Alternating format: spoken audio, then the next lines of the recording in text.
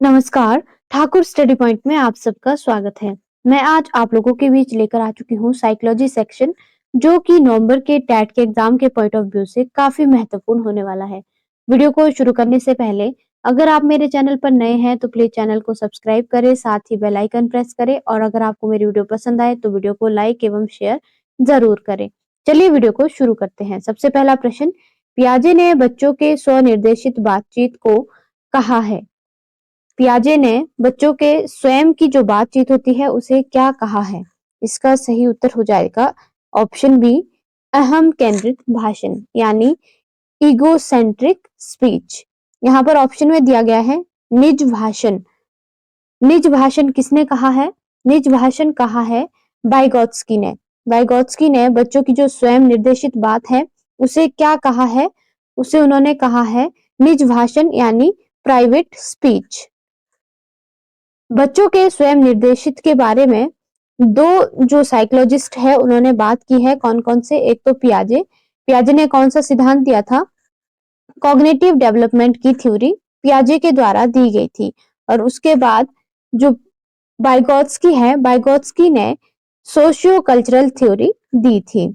अगला प्रश्न, सामाजिक अंतःक्रिया से भाषा सीखने का समर्थन डैश डैश ने किया है। इसका सही उत्तर हो जाएगा वाइगोत्स्की ने। वाइगोत्स्की के अनुसार बच्चों के भाषाई विकास में सामाजिक अंतःक्रिया की महत्वपूर्ण भूमिका होती है। ऑप्शन में दिया गया था स्किनर। स्किनर ने पुनर्बलन द्वारा भाषा को सीखने पर बल दिया है। नेक्स्ट ऑप्शन में दिया गया था पियाजे। पियाजे ने संज्ञानात्मक विकास में भाषा को सीखने से पहले विचारों को महत्वपूर्ण माना है।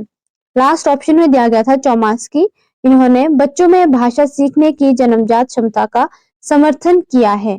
अगला प्रश्न, बालक के व्यक्तिगत अध्ययन की मनोवैज्ञानिक विधि है। इसका सही उत्तर क्या हो जाएगा? Option C, case study. बालक के व्यक्तिगत अध्ययन की विधि को क्या कहा जाता है? Case study. अगला प्रश्न, फ्रॉइड के अनुसार व्यक्तित्व संरचना के घटक है। इसका सही उत्तर क्या हो जाएगा? ऑप्शन डी, उपरोक्त सभी। फ्रॉइड ने व्यक्तित्व संरचना के प्रमुख घटक को क्या क्या माना है? Id, ego and super ego. अगला प्रश्न, डिसलेक्सिया संबंधित है।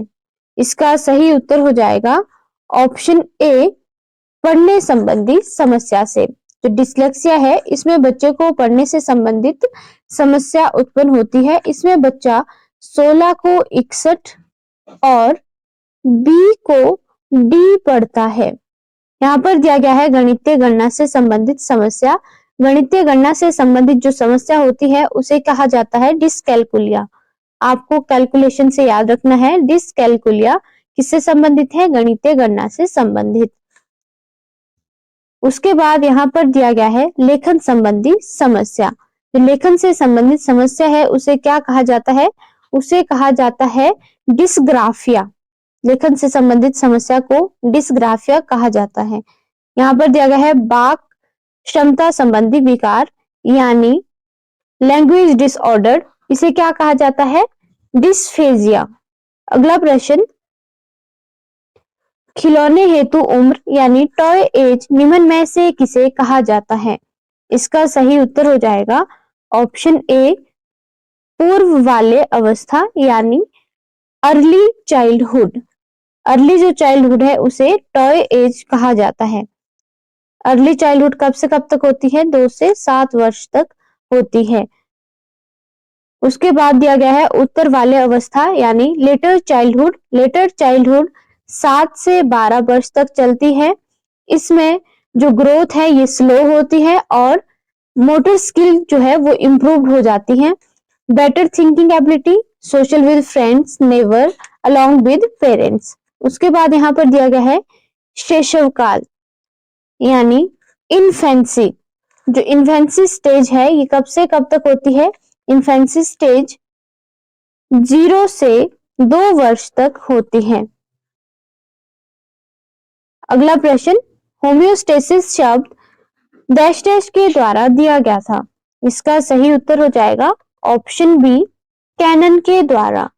होम्योस्टेसिस शब्द कैनन के द्वारा दिया गया था। होम्यो का अर्थ होता है समान या स्थिर अवस्था। इस प्रकार से होम्योस्टेसिस का क्या अर्थ होता है? होम्योस्टेसिस एक ऐसी घटना होती है जिसमें शरीर आंतरिक स्थितियों को स्थिर रखने के लिए अपने कार्य को नियंत्रित करता है।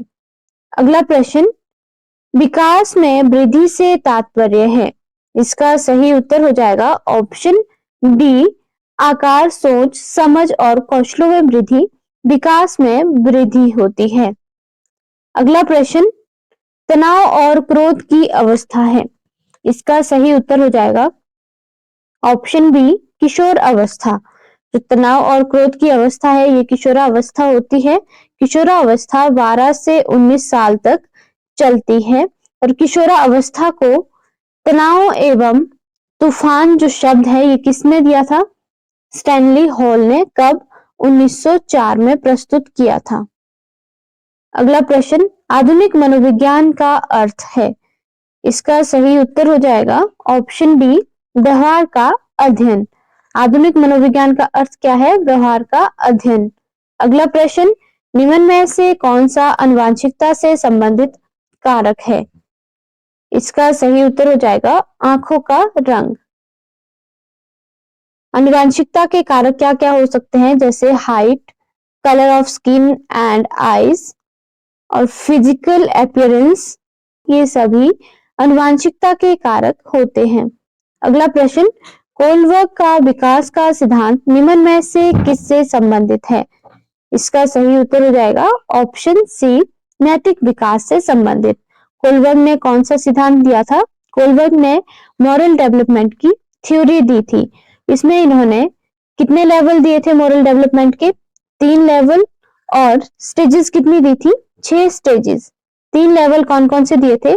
प्री कन्वेंशनल, कन्वेंशनल और पोस्ट कन्वेंशनल। अगला प्रश्न, शब्द शिक्षा शास्त्र का तात्पर्य है। पेडागोजी शब्द है, इसका क्या तात्पर्य है? इसका सही उत्तर हो जाएगा ऑप्शन सी, शिक्षण का सिद्धांत और अभ्यास, या इसे बच्चों के पढ़ाने की शैली भी कहा जाता है। अगला प्रश्न, हार्वर्ड गार्डनर ने कितने प्रकार की बुद्धि का सुझाव दिया था? इसका सही उत्तर हो जाएगा ऑप्शन सी, 8 प्रकार की बुद्धि का सुझाव दिया था।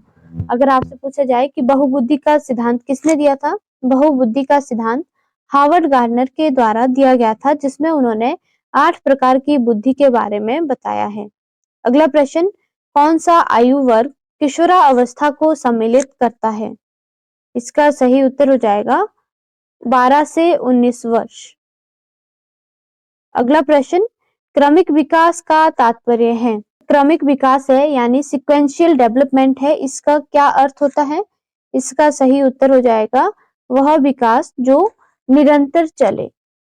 सिक्वेंशियल डेवलपमेंट की कैरेक्टरिस्टिक्स क्या क्या हो सकती है? जैसे कॉन्टिन्यूअस होता है, ये स्टेज बाय स्टेज चलता है, डिफरेंट रेट होती है, बल्कि सिमिलर पैटर्न होता है। अगला प्रश्न, बालक को किस आयु तक शिशु कहा जाता है? इसका सही उत्तर हो जाएगा जन्म से 3 वर्ष तक। और जब बच्चा जन्म लेता है तो जन्म से 1 माह तक के बच्चे को नवजात शिशु कहा जाता है। अगला प्रश्न, किस मनोवैज्ञानिक के द्वारा प्रथम मनोविज्ञान प्रयोगशाला स्थापित की गई थी?